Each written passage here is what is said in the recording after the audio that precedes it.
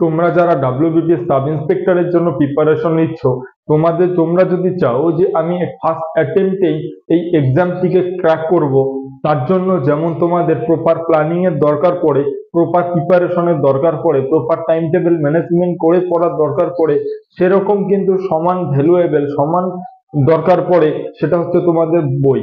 তোমরা যে বইগুলো পড়বে, যে বইগুলোর উপর তোমাদের সিলেকশন হবে, সেই বইগুলো কিন্তু তোমাদের প্রপার ওয়েতে থাকা দরকার। স্পেশালি আজকের ভিডিওতে আমরা আলোচনা করব যে তোমরা ডাব্লিউবিপি সাব ইন্সপেক্টরের জন্য টপ 10 বেস্ট বুক।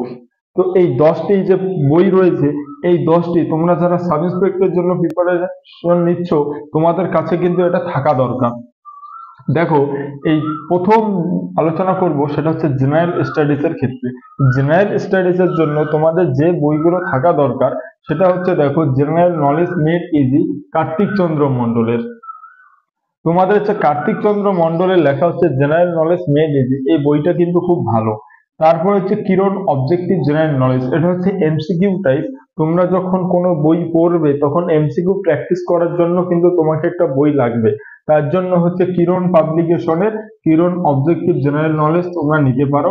তারপরে জেনারেল স্টাডিজ ম্যানুয়াল, সেটা হচ্ছে ডাব্লিউবিসিএস জেনারেল স্টাডিজ ম্যানুয়াল, সেটা হচ্ছে নিতিন সিংহানিয়া স্যারের। তোমাদের কাছে যদি এই জেনারেল স্টাডিজ ম্যানুয়ালটা থাকে, তাহলে কিন্তু তোমাকে আদার্স কোনো বই পড়তে হবে না, শুধু জেনারেল স্টাডিজ ম্যানুয়াল পড়বে এবং আরেকটা এমসিকিউ প্র্যাকটিসের জন্য বই নিবে।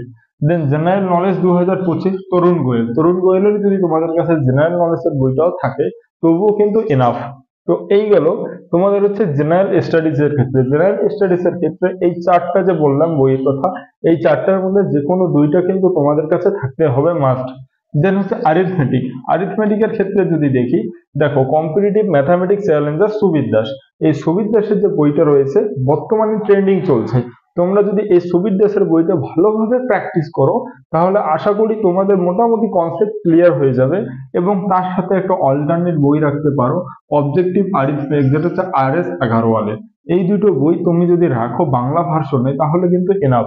এবং তোমরা যদি মনে করো যে না, আমি WP sub inspector as well as এসএসসির কোনো এক্সামে বসবো, তাহলে কিন্তু তুমি ইংলিশ ভার্সনে প্র্যাকটিস করতে পারো।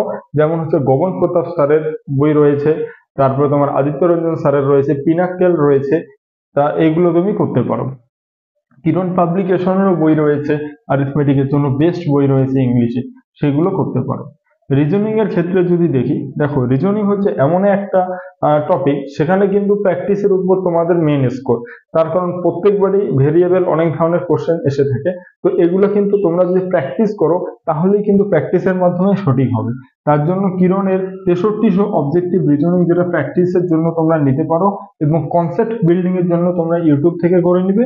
এবং যদি চাও একটা সাথে বই রাখার জন্য, তাহলে তোমরা নিমেষে রিজনিং বইটির নাম চঞ্চল ঘোষের লেখা, এই বইটা তোমরা পড়তে পারো।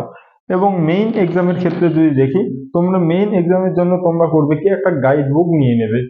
প্রিলিমস এর জন্য তোমরা একটা নিতে পারো গাইড বুক, দেন মেইনস এর জন্য একটা গাইড বুক নেবে, সেটা হচ্ছে crack sub inspector of police main, Leela রয়ের লেখা, সেটা বাংলাতে রয়েছে।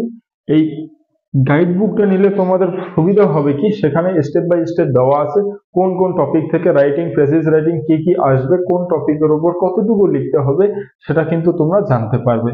আর ইংলিশের জন্য করবে কি, সেম অ্যাজ প্রিলিমসে যেটা করবে সেটাই।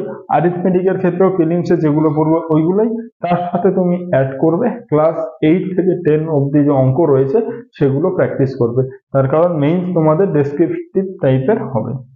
এবার বেঙ্গলির ক্ষেত্রে যদি দেখি, বেঙ্গলি তোমরা 8 থেকে 10 অবধি পড়বে হচ্ছে বাংলা ব্যাকরণ। তোমাদের যে ব্যাকরণ রয়েছে সেই ব্যাকরণ তোমরা পড়বে। তো এই গেল আজকের মোট 10টি বই, বেস্ট বই, যেগুলো তোমাদের প্রিপারেশন চলাকালীন তোমাদের কাছে থাকা দরকার। তো ভিডিওটি যদি ভালো লেগে থাকে তাহলে অবশ্যই লাইক করবেন ভিডিওটিতে এবং বন্ধুদের সাথে শেয়ার করবে এবং কমেন্ট করে জানাবে। এর মধ্যে যদি তোমাদের কোনো প্রবলেম থাকে, অবশ্যই তোমরা কমেন্ট করে জানাবে।